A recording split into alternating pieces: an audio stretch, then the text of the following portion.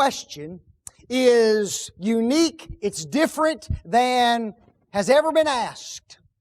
Although several of you have asked the question.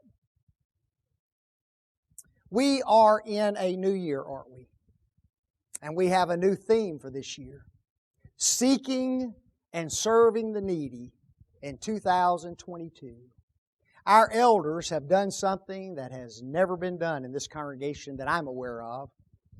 They have chosen 11 works for us to support.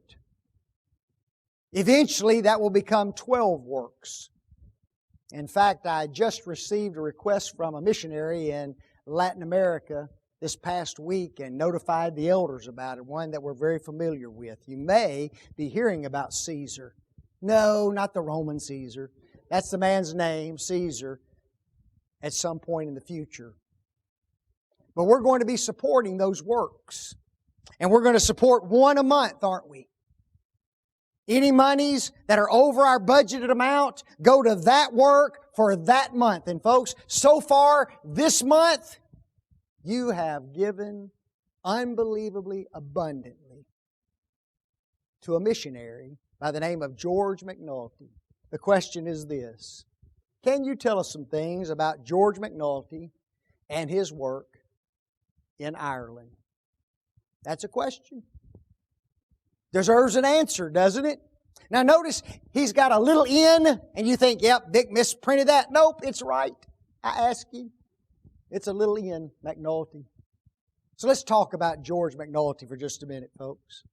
George is a gospel preacher who resides in the city of Dublin, Ireland, which is the capital city of Ireland.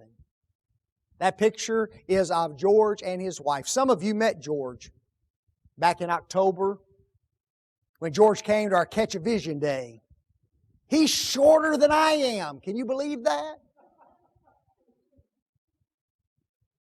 But I knew that if you ever met George, if you ever were around George, that he would fire you up. And there's some people here who love him and barely know him. But he is a great man. Notice where Ireland is. Right beside Great Britain, Scotland, and Wales. If you look on this map, you'll see where Dublin is, right there, the capital city of the nation. And that's where he's located, and that's where he's going to be working for the next several years. Folks, George is from Ireland. That's his home. He's 50 years old. I asked him, why in the world did you come to the United States? He said, I came to get married. And he did. He married Christina August 22nd, 2011. So they've been married now for 10 years. While he was over here, he heard about a school of preaching. And that's why he went there. But his wife is originally from the United States. She's from Shreveport, Louisiana, a Cajun. But she's also an Air Force brat. She's traveled all over the world. In fact, she lived in Germany for some 2 years and other places. So she's used to being away from the United States, used to being away from her family. And I asked George how she's adjusting to Ireland, and he says she's loving every minute of it so far. And that's a wonderful thing, isn't it? It'd be horrible to get her over there and she didn't want to be there. But when he came here, George learned about the Northwest Florida School of Biblical Studies, supported by the Milestone Church of Christ in Cantonment, Florida. That's over near Pensacola. And he decided to go and did. He attended the 2-year school from 2014 to 2016 and graduated at that point in time. After his graduation, he served 3 congregations in the United States. One in Tennessee, one in Mississippi, one in Florida. Sadly, all 3 works were extremely hard for him. You want to know why? Prejudice. Isn't that amazing? Prejudice. Now see, we think prejudice only goes between blacks and whites. That's not true, folks. Here's a man from Ireland. And he talks differently. He acts a little bit differently. Got a unique personality about himself. And guess what? Some old Southern folks can't stand that. There are going to be some Southern folks going to give an account of themselves before God. I'll guarantee you, which is sad. George became a citizen of the United States in February 2021. George holds dual citizenship. He is a citizen of the United States. He is a citizen of Ireland. Around September, October of last year, he began to make a decision, and that decision was, I want to go back to Ireland and I want to work among my people again. There's a church over in Valdosta, the St. Augustine Road Church of Christ, who are the overseers of that particular mission work. Many of you know Brother Dylan Guthrie. He is a minister there. He is one of the elders there. He's been here for a gospel meeting. He was here for our Catch a Vision Day, and they are the congregation who oversee George's work. And what's good about his being there is that he is a citizen of Ireland. If I went to Ireland today, had a visa approved, I could go over there and work 1 year. At 1 year, I have to come home.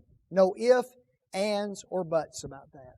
I have to come home. So every American missionary who does work in Ireland, works 1 year, comes home. Folks, that's terrible, isn't it? You barely get over there, you barely get set up, you barely begin to work, and guess what? It's time to go home. And then you have to work 6 or 8 months to renew your visa to go back. George doesn't have to do that. He's a citizen. He can stay as long as he wants over in Ireland. Let's talk about Ireland for a minute. Population? Huge, isn't it? 6.5 million, that's all. Dublin has a population of 544,000 people. There's one of the most prominent pictures of Dublin. I'm sure there's some bad places over there too. It's a beautiful city. The main religion, the Catholic Church. The two religions that follow that are the Anglican Church and the Presbyterian Church. The Anglican Church is the Church of England. So those are the predominant religious groups that he is going to be challenging while he is there. Folks, the church in Ireland, most of the congregations are very, very small in number. In fact, they're so small that most of them do not have church buildings. They just meet in homes to worship. George sent me pictures of 3 congregations. There's the first one. I don't know how good you can see those. Probably not very good. There's the second one. And this is the largest congregation in Dublin. They do not have a church building. Every one of them meet in homes. Isn't that amazing? If you look on this picture on my far right, see that guy right there? That's George. He hadn't changed much. That was taken a long time ago when he was a member of that congregation before he came to the United States. There's 3 major problems facing the Lord's church in Ireland. Number 1, the pandemic of coronavirus. Folks, we are fortunate to live in the nation in which we live. Did you know that? We are fortunate to live in the state in which we live. Ireland is almost on complete lockdown with regard to the coronavirus. Mask everywhere, social distancing, hardly anything that is open as far as going to it and being customers of it. And it's very difficult even to worship right now in Ireland. Can't travel anywhere in that nation. A second problem, the religious conflict of the past. If you go back and study the history of Ireland, folks, religious conflict has been unbelievable. There's one saving grace for the church, and that is this: it was not a part of the conflict. So therefore, individuals are more receptive to talking about the church than they are some of the other major religions who were involved in the conflicts of the past. A third problem, the international churches of Christ. Now, some of you may not know what that is. Folks, it goes back all the way to the 70s. It began as what is known as the Crossroads Movement within the Churches of Christ. It developed into what is known as the Boston Movement, and now it is the International Churches of Christ, and their presence is felt especially in the city of Dublin, because those are the cities they choose, the large cities to establish themselves. And they use extreme cult-like tactics to bring individuals into that particular religion. And he's going to be fighting and doing battle with that. George's goals are fourfold in number. Number one, for him and Christina to get jobs. George has no support right now, hardly. I think he said he has about $2,000 or $3,000 for the entire year right now. Whew, that's a big sum, isn't it? And that's why we've chosen to try to help out and support him here at this congregation. So he's going to try to get a job, and Christina's going to try to get a job, and it's hard because of the coronavirus and the pandemic that's there. Secondly, he wants to take all of those small congregations, and he wants to do everything he possibly can in order to unite them into one large congregation in the city of Dublin. Wouldn't it be wonderful? Rather than a congregation of 50 and then 30 and 20, have a congregation of 100. And then cause that congregation to grow in such a way that they can support a preacher and can become self-supporting. George is also evangelistically minded, and he's going to be working and laboring in the community, and he knows how to do that because he has been raised in Ireland. He'll also, once the pandemic is over, do work in Wales and in Scotland and in England among some of those churches as well, because he has easy access to those areas. So that is a little bit of information about George Mcnulty and his work.